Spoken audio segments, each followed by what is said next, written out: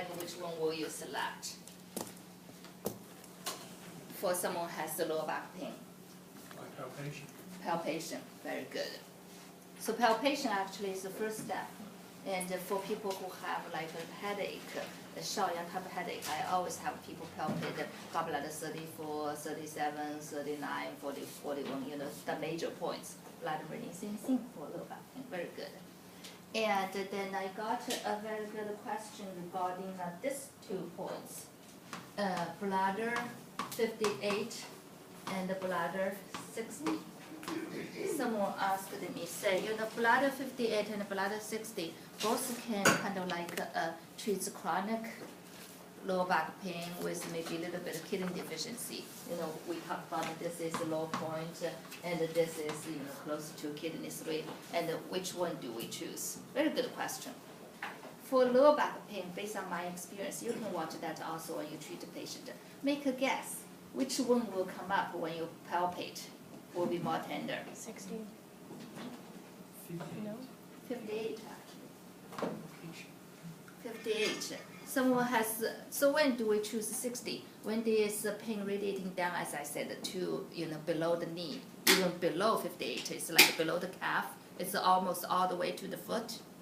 Then that one will be good. That one kind of like we talk about open the chain of the locks thing.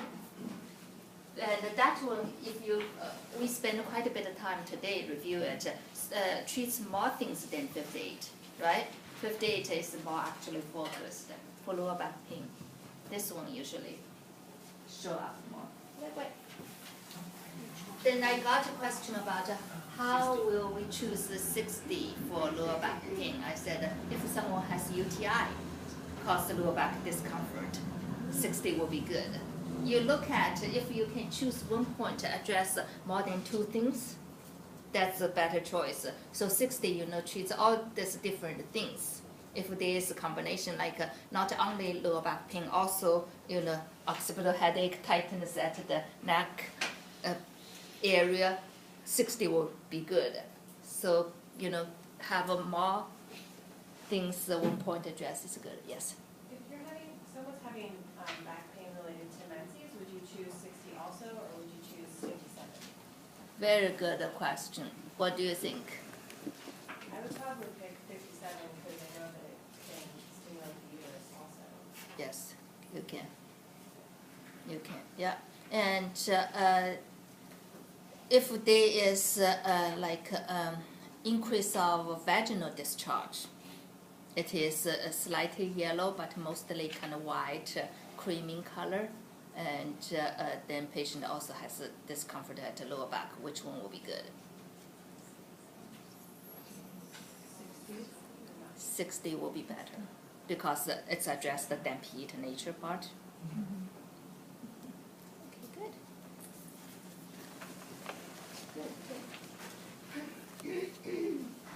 Okay, now let's talk about the CV meridian.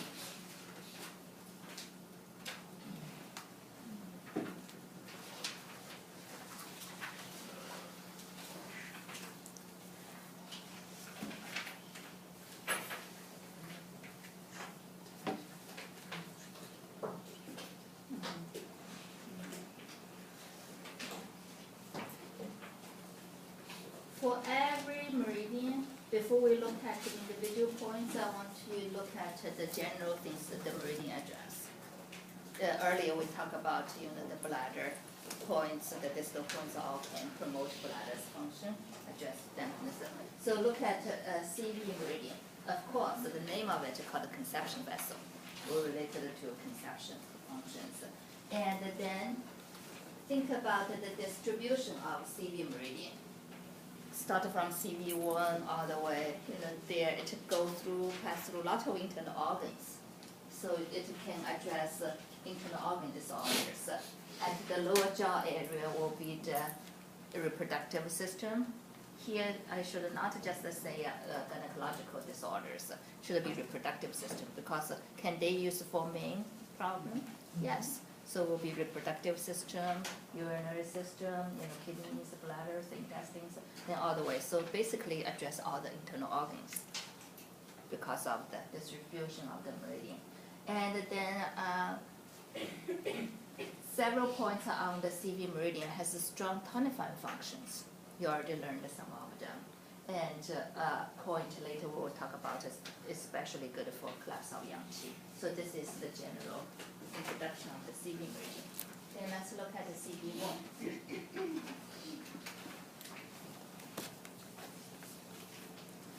And here, look at the function of CV1. Promote Qi circulation in CV2 tone meridian. Makes sense to you? This is really a point has a relationship with all three of them, right? All three of them connect at that point. So needle data point can help circulation, not only Qi, also blood in all these areas. And I have a question for you. Why say it can resolve that heat? At that heat, at which area it can resolve? The genital area. The genital area.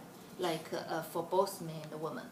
Like for men have prostate issues, prostatitis often has that heat at there, and cause urination issues.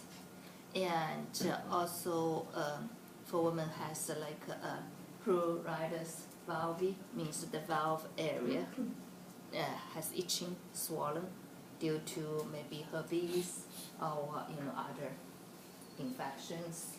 And for men, sometimes like eczema around scrotum area, because that area often accumulates dampness, things. Especially for baby boys, often I told the mother to use some body powder to make that area dry. Therefore, they pee, wear diapers at there, that area is easily get rash, diaper rash or eczema, and for vaginitis we use it, and then locally you can use it for impotence, for nocturnal emission and retention of urine, because where this point is. And I had a teacher who was in early 70s when he taught by class acupuncture, and then I followed him for a while in his clinic. And he really treats a lot of main issues. He is very good. He treats a lot of patients with impotence. At that time in 1980s, usually people feel ashamed to talk about dysfunction in that way in China, under the Chinese culture. This is something you should not talk about. And so he really tried to give those men a lot of support, keep their privacy, and also he had the room set up nicely to make them feel kind of safe. Certain ways you can decorate your clinic space, make people feel comfortable and safe. He always used 2-tone to 3-tone needle at the CV1, and the tip of the needle towards the root of the penis area, and do stimulation. It sounds like horrible. It's painful, right? But if you have a strong Qi, we all have to do freehand when we studied acupuncture. Start from teachers ask us to put a lot of tissues together and tie them together, make a kind of like stack of papers that thick, and you have to learn how to make it needles go through that paper. And then the ultimate test is to make your needle go through the matchstick. The stick is made by wood. You have to, just so often during class meetings, you will see all of us put our hands down below the table. Don't want the teacher organize meeting feel bad. We're doing something else, not pay attention to 100%. So we all just do work on our hand strengths. And early on, I had a teacher showed me use 12 needle into body. He actually was one of Michelle Sher's major acupuncture teacher. And he can make the needle go through you. You don't really feel a whole lot. And that's the strong Qi, the focus. I found when I treat a patient, if a patient try to talk to me at the time, the patient cause more pain. And so I now train my patient, during the needling time, don't talk to me. I cannot also think about something else. I have to focus. Then it's much less pain and quick. And so my teacher used 2 to 3 twin needle and do that and put in just kind of like use his chi, put the needles in gradually, do gentle rotation, lifting, thrusting together, and get good result. Usually, of course, get an instant response because it stimulated that area. It's cause that bundle area tighten up. It will help the erection of that. And talking about that, I want to have a little bit of discussion about this point in nourishing and benefit essence. In which one is this a tonifying point?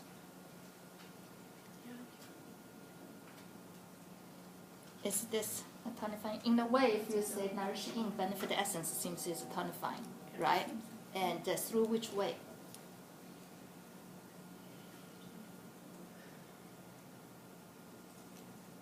Have you thought about it? Do you do Qigong practice? Do you do yoga? In Qigong and yoga practice, always talk about Tightening the pelvic floor. tightening the pelvic floor area to build up the energy at here. This is the most in point on the body in a way. Location-wise, it's not at the foot, but it's the most private area, in point, right? And so it's like tightening that area and help change the blood circulation at that area and help build up the kidney organ. So that's why I say, do we do this point for this purpose to benefit the essence nourished in? You can, but we don't. And usually we give herbs. And the needle that point is hard for both patient and the practitioner. And if we can use any other points, achieve the same goal, we will not do this point. We only pull this point out when it's have to. It's very necessary, yes. Is this point the function of tonification? If you use this point alone, is it just as powerful as like a combination of other points and herbs? No. Okay. So I actually mostly tell patients that they can tonify themselves by hold, do like yoga type of, tighten and they can do that. It's good for us to understand the functional point, but we not always have to use it. Just like CV8 has a strong function and raise the yang, tonifying the yang, but we don't not do needling, we do monks. And this point on CV meridian, almost like a Jin April point on other meridian. Yes? Jin April point treats what kind of problem? Acute and excess and emergency and mental emotional. That's why here you see this point treats that. If someone is in coma, you use needle stimulated there, will wake the brain. But will we do it for mental emotional patient or coma patient? If we do it, we may be looking for lawsuit.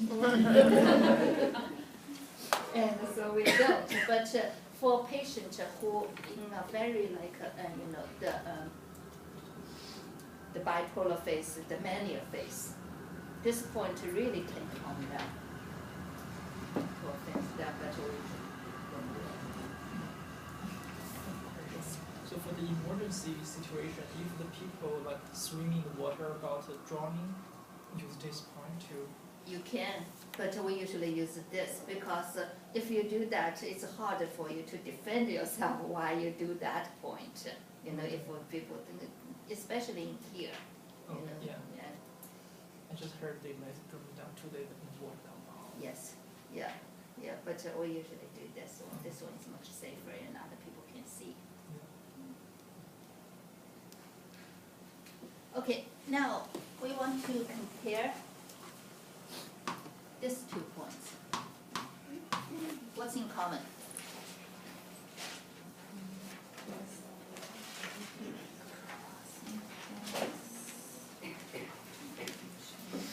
They both cross with the 3-leg yin. Both cross with 3-leg yin. What else? What other meridian they cross with? 3-leg yin. 3-leg yin and Tong meridian and CV itself. Yeah. So 5 meridians. 5 meridians. What's the difference? Talk about the organ first. What's the difference? CV3 work with which organ? Bladder. Bladder. CV4 work with which organ? Small intestine. Small intestine and Kidney. kidney. So the organ is different. Based on this, CV3 is more for access or deficiency? Excess. Access. How about CV4? Deficiency. More for deficiency. Can it use for access? Yes. Yes. Especially when you deal with which organs? Small intestine. Small intestine.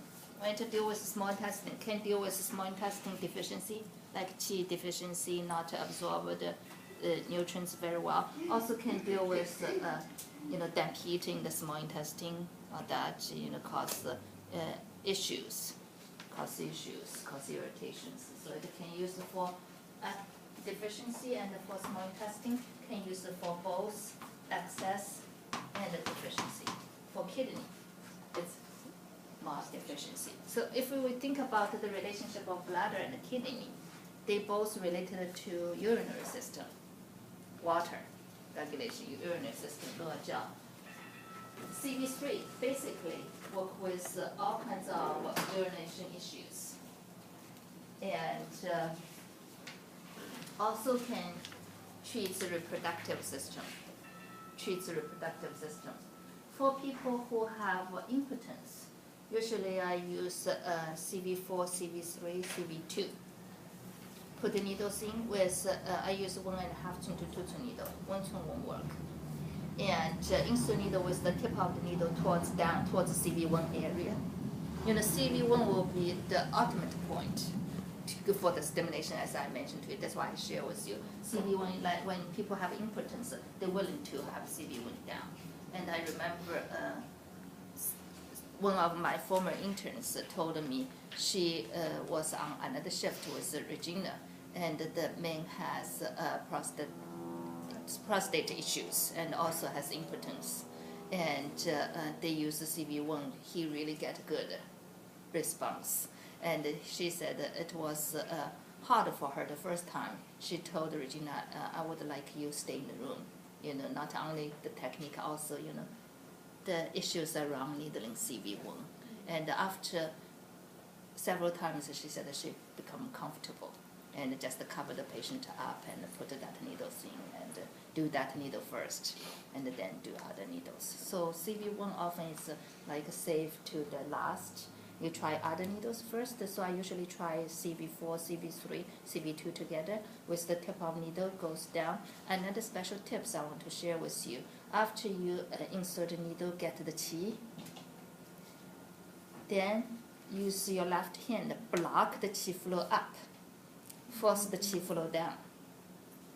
That's, when we do acupuncture, it's not just to put the needles in. You can do techniques, get better result. So contact the qi, get the qi first. Have them feel kind of like a heavy sensation, pressure, some kind of sensation going on. Then you use your left hand, press above CV4, force all the sensation go down to CV1 and the penis area, the genital area. I do that for men with impotence. I do that for women with issues at the vulva area, vagina area, and also now I'm treating a patient. This is a very difficult case. It's referred by a doctor from Good Samaritan. The patient had a cyst at the vulva area, and the doctor did the surgery, unfortunately cut the nerve. And after that, she is in constant pain at their nerve pain. And so doctor referred her to me, said I can help. So far, I haven't able to help the pain. She had a second treatment yesterday. I treated her last week, first time, yesterday, second time. The things I helped her was sleep and anxiety. And after first treatment, she said that she slept very good for 2 days and her anxiety level goes down. When someone in pain at that year, she's young, in her 20s. She cannot make love and she's in constant pain. She said even think about sexual thoughts when she saw her boyfriend. she would have pain. It's on fire, and because the nerve was cut. That's hard, and I'm doing a scalp acupuncture. A lot of emotion around this issue. And so next, she is needle sensitive, so I haven't used a long needle here to do that. And gradually I will build up. That will be something I will do also. Try to make the sensation go down from the CV points. And then for irregular menstruation issues at this point also good because it crosses with which meridian? Again, Rear meridian and toe meridian and kidney, the three leg in, all can involve there. And I think the functions you can read make sense to you, right? Yes? This will clear heat more or resolve dampness more? Resolve dampness more. And for people who have bladder related issues or intestinal related issues, when there is damp heat, you focus on damp more, you focus on heat more. Damp. You focus on damp more. When you can get rid of that dampness, heat will have no place to attach, claw on, and it will easier to clear that heat. So promote urination, get rid of damp is really important. And then CV4 also can treat the urination issues and impotence and reproductive issues as CV3, but it's more focused on deficiency. So this is why I want you to look at the functions in relationship with the indications, because the indications can be similar, for urinary system, reproductive system. Then you need to know, okay, it's address excess or address deficiency, because those kind of things. And the CV4, as you also mentioned to me, deal with small intestine. Last week we talked about at one point, work with small intestine. Which point? Bladder 27. Very good, bladder 27. CV4 can do the same job like bladder 27. Like bladder 27. And the CV4 can do one more thing, more than bladder 27, is actually tonifying the spleen qi a little bit more. I don't know if I mentioned to your group, if you look at the functions of spleen mentioned in the TCM theory books, big part of it is really finished down by a small intestine. You'll read the Western medical books, small intestine's function. It's a separate, pure from impure, absorb the nutrients or that. When small intestine is not good, it cannot do that. And so this point can stimulate, strengthen small intestine's function, help the T and the T function of spleen. It will help produce Qi in the blood. It's really a great point. It's kind of like the postnatal Qi support the prenatal Qi. It has that bridge. So this one is stronger than bladder 27 for that. It's more direct, closer to the small intestine area. And so much about the CV4 and the CV3 comparison. Now I want to do CV4 and the CV6 comparison.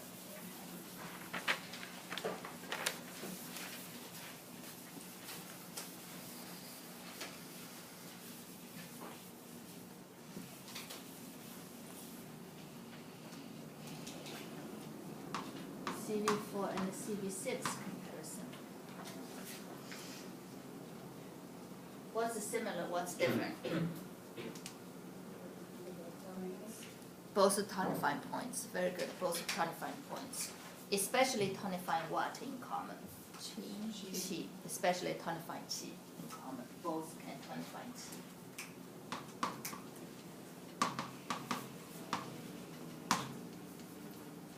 CV4 is more deal with which organ?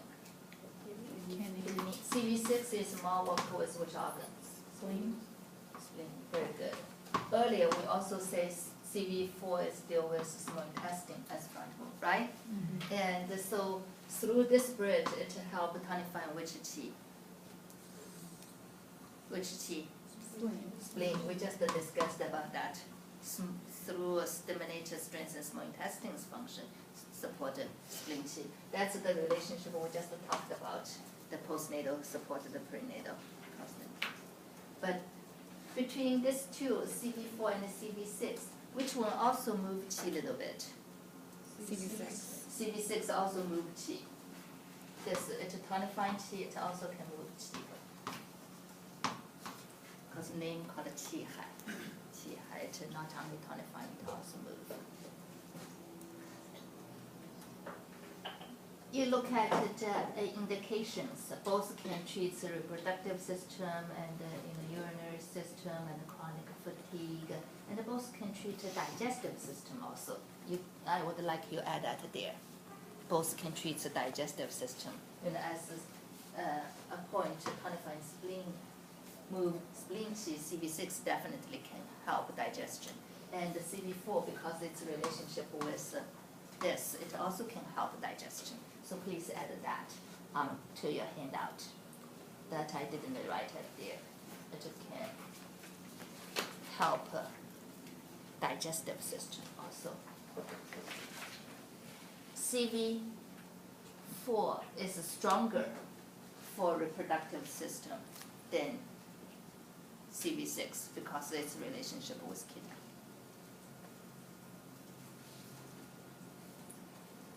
CV6 can help reproductive system, urinary system, because spleen is also involved in reproductive system, make blood support. And also the postnatal foundation, spleen tonifying the kidney after we are born. It will give continuous support of the kidney functions through that bridge. Both are general tonifying points used for chronic fatigue. CV4, besides benefit original qi, yuan qi, tonifying kidney, it also can nourish blood and yin a little bit because this function, and also it's tonifying kidney essence a little bit. And doing moxa can address yang. And earlier we talked about related to uterus through the connection of Cong meridian for CV4. CV6, tonifying qi and yang as focus, then can move qi also. And then by moving qi, it can get rid of dampness. It mainly focuses on strengthening spleen's function. And the spleen is the organ. If you tonify its cavity function, it can help transport the dampness out.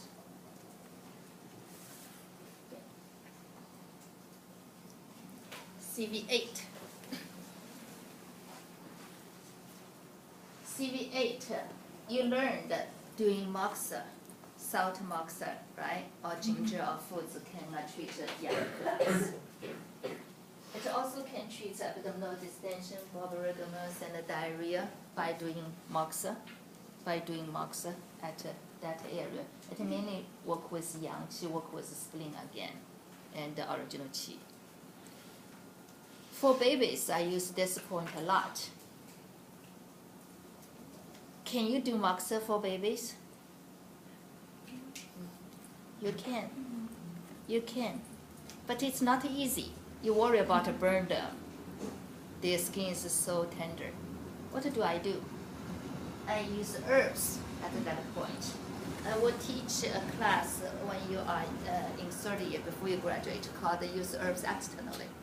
I treat a lot of babies by doing use herbs externally. I also do acupuncture for babies. Write down these two herbs. They are very good herbal combination. 1:1 ratio. Need to get the fresh dry herb from herbal dispensary, have them grind into fine powder, and put that combination of powders at CV8.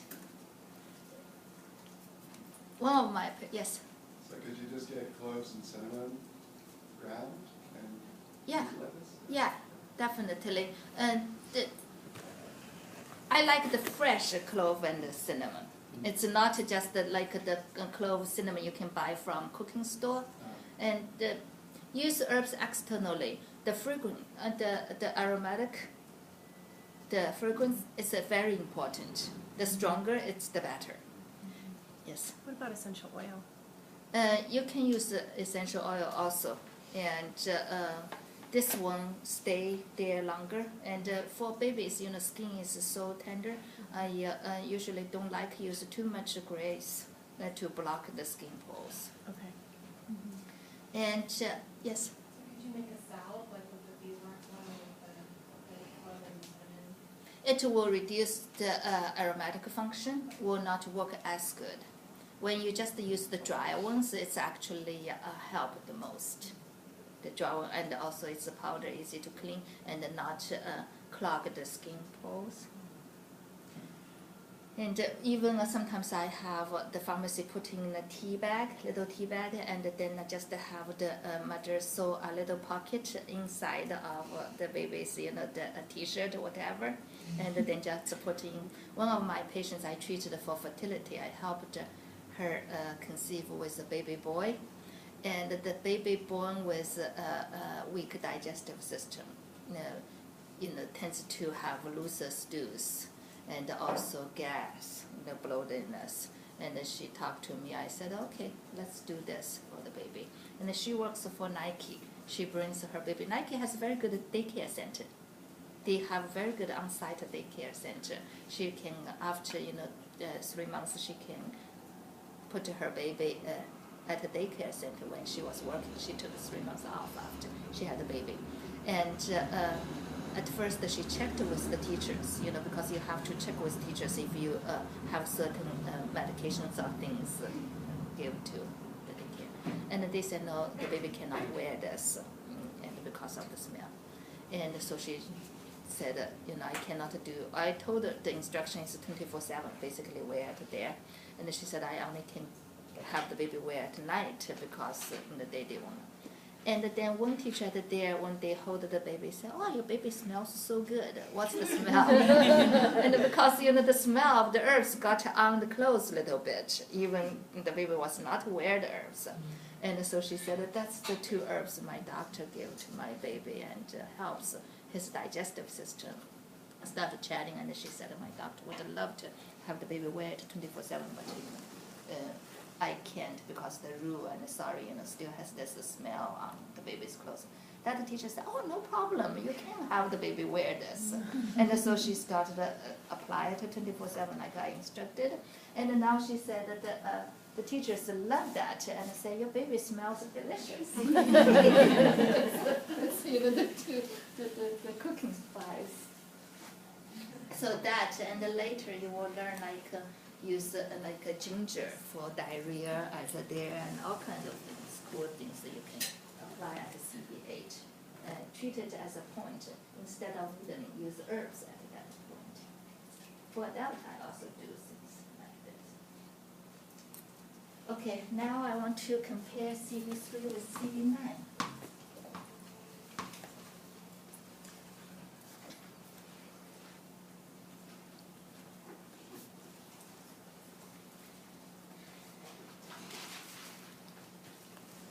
What's common? Resolving damp. Both deal with water and dampness. Very good. Both. CV9, the name means what? Water separate. Water separate, water divide. What's the difference when deal with water and dampness? Both deal with dampness, water retention. Does CV3 transform dampness and CV9 drains it? Can CV3 drain it? Also, can CV9 transport it? Also, so those are similar. Look at the location. What's the difference between these two? CV9's in the upper abdomen, so maybe it could treat more dampness in the chest or in the digestive middle jiao. Not chest, but Not it's chest. middle jaw. Where is the location of CV9? It's one turn above, so it's in the middle jaw. So this is more for middle jaw, and the CV3 is more for Lower jiao. lower jaw. So it's through different organ. CV3 already mentioned it's more work with bladder, as you already know. It's really promoting urination, draining that, right? Work with lower jaw. While CV9 is more work with middle jaw there. So that's why it's more for separated water, 水分 separated water. And it treats like ascites. Ascites is basically water retention in the abdominal cavity due to liver disorders like liver cirrhosis, liver cancer, all that. And it definitely affects the digestive system. For people who have ascites, their appetite is really poor. Has all those damp affect spleen symptoms.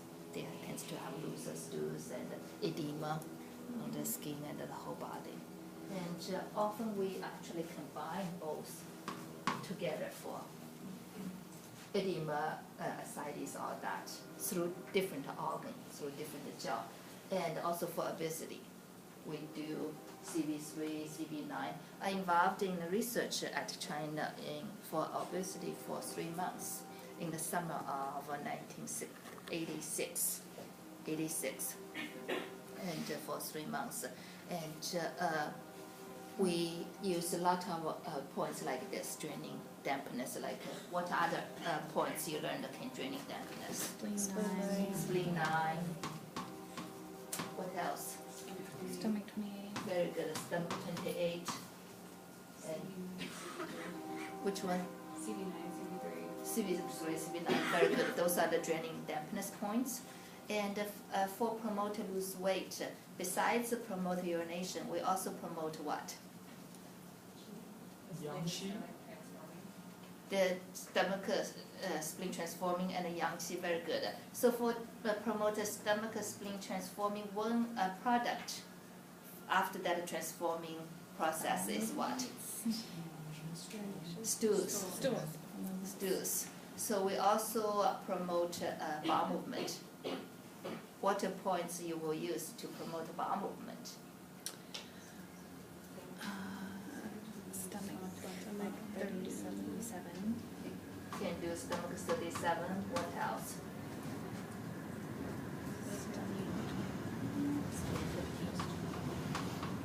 Those kind of herbs. So if you want to strengthen the transforming function of the large intestine, you also can use which one? You can do stomach 25, stomach 15, or stomach 25. And any other points? LI11. LI11, very good.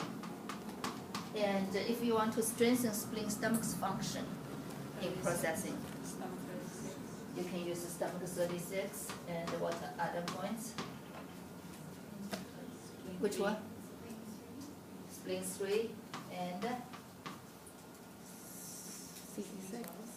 CV12, CV6. Very good.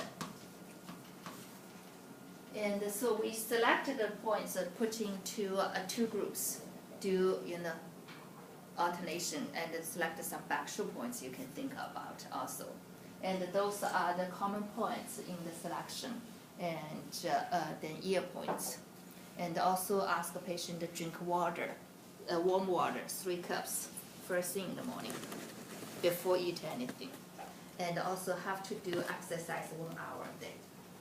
So lose weight is not just a simple thing. It's like you can do needling can help a patient lose weight. When people come in say that I want to lose weight and want to get acupuncture, I often have talk with them. Are you ready? And are you willing to make a diet change? Are you willing to do all these things I'm talking about? Including here, I ask them to drink lemon water in the morning. 3 cups even has a little taste. It's easy, and it's good for set the digestion. And also cinnamon. Add the cinnamon a little bit, warming up the energy transform, and put on their oatmeal, that, and then certain type of diet. That combination. A couple of my patients lost 25 to 30 pounds when they're willing to do everything. I instructed if they only come say I want to need me to lose weight, I said, okay, not that effective. Okay, so here I don't think the other functions indications is hard to understand, right? Yes. Okay, and then let's look at this.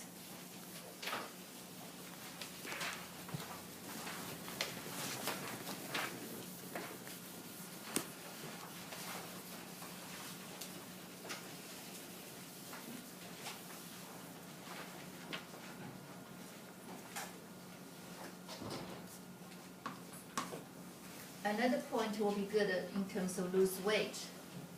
is stomach 40. Stomach 40. Make sense to you? Stomach 40? Okay.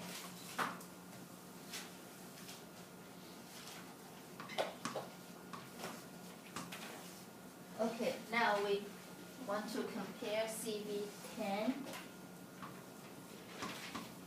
CV12, and CV13. What's in common?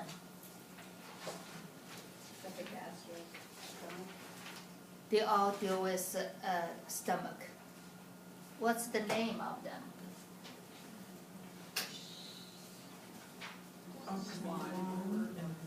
Okay, very good. Upper, middle, lower one. 上脘、中脘 and 下脘, right? 脘 here means what? Stomach. 1 here means stomach. So this name, upper, middle, lower, tell us this point has a relationship with the stomach for a certain part of the stomach. The lower part, middle part, and the upper part. So if someone has duodenum ulcer or H. pylori problem, has pain, stomach pain, and it has H. pylori problem, which one you will use? 10 will be close to here because this is the pylorus area. Usually that bacteria, H. pylori, more live at here. That's why here tends to get more ulcer. And the duodenum area is here, right? And so this is for lower part of the stomach, and including when there's problems at the sphincter connect stomach with the duodenum area. If someone has a hiatal hernia, has acid reflux, GERD, which one will be good? 13 will be good because this has sphincter. If it cannot close very well, if one stomach has rebellion, then has acid reflux go up, or hiatal hernia at this area.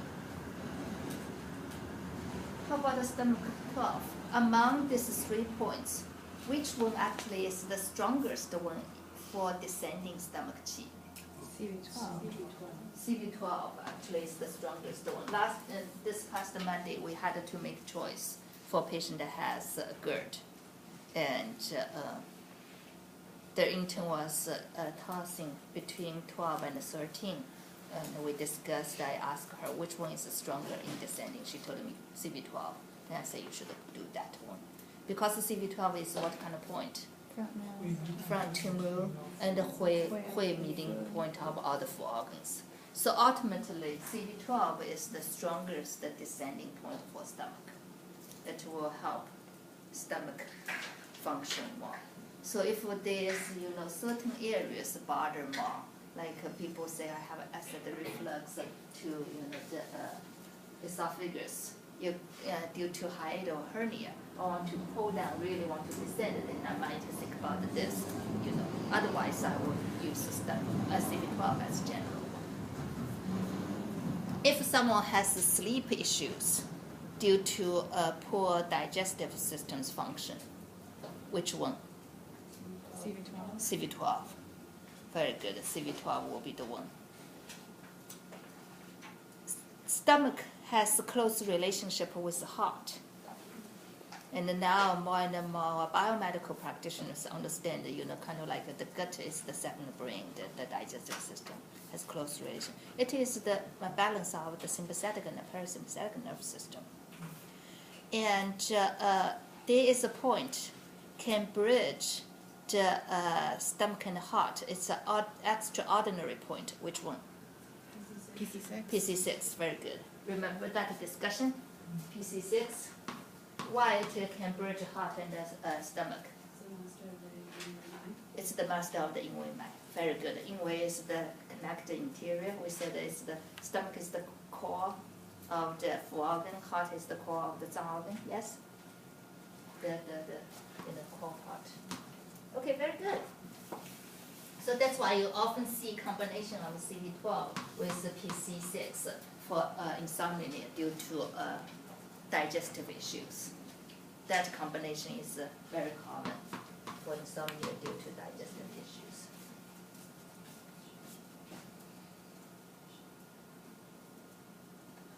And here, we touched on CB12 for digestion, also can use for insomnia.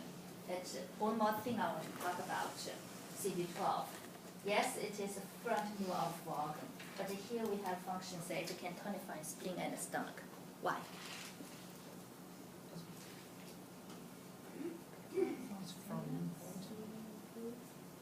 Because it resolves dampness. It can resolve dampness, so it can help a spleen very good. It is really through stomach's function. It is resolve dampness. What's the ultimate relationship between stomach and the spleen? Stomach goes down and spleen goes up, so if you're reinforcing the going down of stomach, then spleen will go up more. Very good at that movement. When I think about the spleen-stomach function, I often think about the experience I had when I was in middle school, high school. Each year we go to countryside for 1 month. I loved it. People think, oh, it's horrible to go to countryside. I loved it because I grew up in 19th big city, and I love actually see countryside, and I took care of cows and pigs, and also did a lot of different things. At that time, in 1970s, we sometimes only have wells. So location does not have running water. It depends on the location where we go.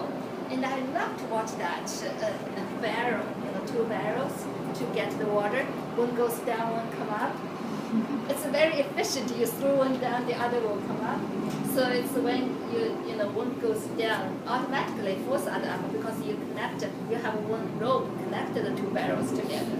So that's the image about the spleen stomach for me in terms of the down, up. So like she said, when you enhance the stomach's descending function, it will help spleen's ascending function. Spleen likes that, like have a lift, get the qi moving. When spleen get that qi moving, have a lift, it will help the spleen's TNT function. So that's a tonified spleen. Then it will help resolve the dampness. So remember, CB12 actually not only used for access, also can use for deficiency. Sometimes, patients, especially children, their stomach's function is not strong. You can put herbs there. You can do massage to strengthen. And the CB13 we already talked about it. Used for acid regurgitation, especially due to high dose of protein, and used for problems at the upper part of the stomach, which is called as the fundus of the stomach, the upper part. For vomiting, when there is problems like this, valves cannot close very well. Sometimes kids born with that kind of deficiency, the valves that here cannot close very well, and after eating they always throw up a little bit. And CB12, 13 will be good to kind of like strengthen this area a little bit.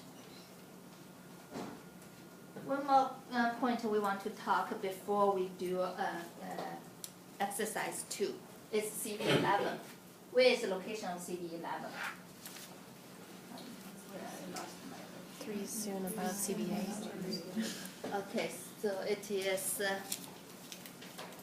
3 soon above CB8. So between where? 10 and 12. 10 and 12. Let's put a 10 here. So CB11. What's the name of CB11? Very good. Called Jin, called the strengthening interior. If you look at the Chinese character, Jin really means what? Jin means build up, not just the strengthen. Build up the interior. What are we talking about in terms of build up the interior? What's the interior thing of the stomach?